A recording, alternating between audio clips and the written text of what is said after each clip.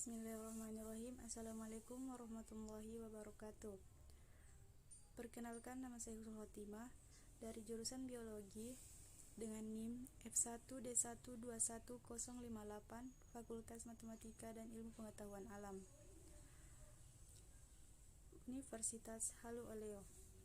Pada kesempatan hari ini, saya akan memaparkan atau menjelaskan materi praktikum biologi tentang jaringan pada hewan dan tumbuhan. Ya, langsung saja kita mulai pembahasannya. Dan jangan lupa untuk simak videonya. Sebelum kita mulai materi, kita harus tahu terlebih dahulu apa yang dimaksud dengan jaringan. Pengertian jaringan. Jaringan dalam biologi adalah sekumpulan sel yang memiliki bentuk dan fungsi yang sama. Jaringan-jaringan yang berbeda dapat bekerja sama untuk suatu fungsi yang sama, membentuk organ. Selanjutnya, pembahasan tentang jaringan embrional atau jaringan meristem yang terdapat pada akar jagung dan pucuk bunga puring. Jaringan embrional adalah jaringan hasil pembelahan sel atau zigot. Jaringan meristem.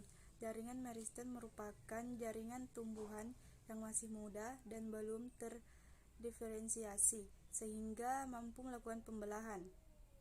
Berdasarkan letaknya, jaringan meristem dibagi menjadi 3, yaitu jaringan meristem apikal, meristem lateral, dan meristem interkalar. Jaringan meristem apikal ditemukan pada ujung-ujung akar, batang, serta cabang-cabangnya seperti pada ujung akar jagung dan pucuk bunga.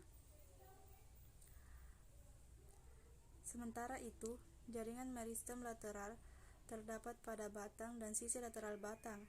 Jaringan ini juga bisa ditemukan di akar. Terakhir, jaringan meristem interkalar terdapat pada ruas tanaman seperti rumput dan bambu, namun di pangkal daun seperti pada pinus. Sekarang kita masuk pada pembahasan pokok, yaitu jaringan-jaringan yang terdapat pada tumbuhan. Yang pertama, jaringan gabus atau kulit batang. Jaringan gabus adalah jaringan yang terdapat pada bagian tepi alat-alat pada tumbuhan dan tersusun oleh sel-sel parenkim gabus. Jaringan ini mengandung suberin atau kutin, yang dimana jaringan ini lebih kuat daripada epidermis. Untuk letak jaringan gabus ini antara satu dengan yang lainnya. Fungsinya adalah menggantikan jaringan epidermis sebagai pelindung jaringan di bawahnya apabila jaringan epidermis telah rusak atau mati.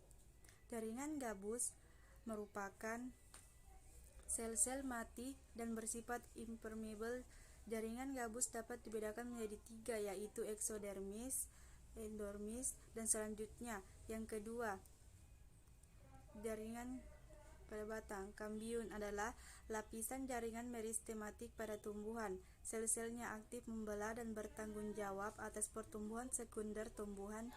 Kambium memiliki beberapa fungsi, diantaranya untuk membentuk xilem dan floem, untuk mengangkut hasil dari fotosintesis dari daun ke seluruh bagian tubuh tumbuhan, dan untuk mengangkut air dari akar ke daun untuk fotosintesis. Yang membedakan jaringan kambium dengan jaringan lainnya, yaitu kambium itu merupakan jaringan meristem sekunder pada tanaman dikotil yang berperan penting dalam besarnya organ. Secara umum, kambium ditemukan pada tanaman dikotil dengan batang keras dan berumur panjang. Selain itu, kambium juga ditemukan pada batang dan akar. Yang ketiga adalah jaringan parenkim. Jaringan parenkim atau yang biasa disebut juga sebagai jaringan dasar dimiliki oleh semua tumbuhan. Sebagian besar tubuh tumbuhan juga terdiri dari jaringan ini. Jaringan parenkim dapat ditemukan di akar, batang daun, hingga xilem dan floem.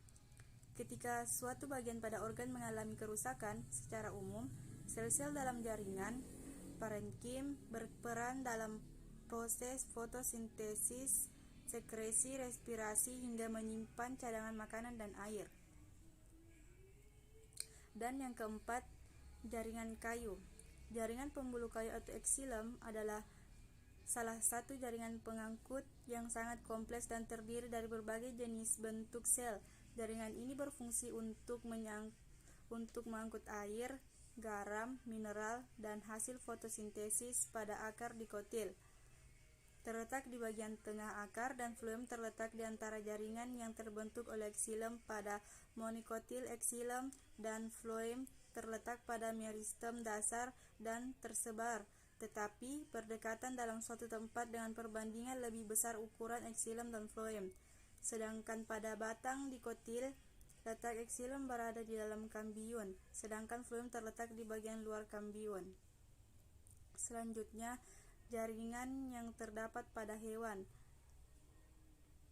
Jaringan yang terdapat pada hewan yaitu yang pertama, jaringan saraf.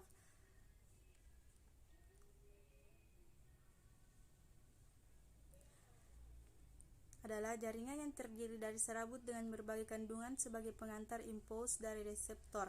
Jaringan pada hewan yang berfungsi untuk mengirim dan menerima stimulus dari sel ke otak maupun sebaliknya. Yang membedakan jaringan saraf dengan jaringan yang lainnya, yaitu jaringan saraf merupakan jaringan yang spesialisasi untuk menerima rangsangan dan mengirim pesan. Yang kedua, jaringan lemak atau jaringan adiposa. Jaringan adiposa adalah jaringan yang berasal dari mesenkim atau sejenis jaringan ikat. Jaringan ini tersusun dari asosiasi sel yang menumpuk pada lipid dalam sitoplasma. Jaringan ini berfungsi sebagai peredam kejut, melindungi dan menjaga organ dalam, serta menghasilkan lemak untuk tubuh. Jaringan ini terletak di bawah kulit, di antara otot, di sekitar jantung, ginjal, dan usus. Yang membedakan jaringan lemak dengan jaringan lainnya, yaitu jaringan ini dapat berfungsi dalam menyimpan cadangan makanan berupa lemak serta dapat mengisolasi tubuh dengan cara menjaga suhu tubuh agar tetap hangat. Dan yang ketiga yaitu jaringan otot. Jaringan otot merupakan sekumpulan jaringan yang terdiri dari sel-sel khusus yang dapat berkontraksi bila dirangsang. Pada dasarnya, jaringan otot mempunyai fungsi yang sama, yakni sebagai alat bergerak aktif, sedangkan otot polos berfungsi untuk memberikan gerakan tanpa pengaruh tubuh atau bergerak di luar kesadaran. Yang membedakan jaringan otot dengan jaringan yang lainnya yaitu pada susunannya. Jaringan otot tersusun dari sel-sel atau serat-serat otot tergantung dalam berakas. Selain itu, sel otot memiliki membran plasma yang disebut sarolema dan berisi sitoplasma yang disebut sarloplasma. Jaringan otot terletak di bagian peranga atau tulang hewan untuk membantu pergerakan. Cukup sekian, kurang dan lebihnya mohon dimaafkan. Saya akhiri. Assalamualaikum warahmatullahi wabarakatuh.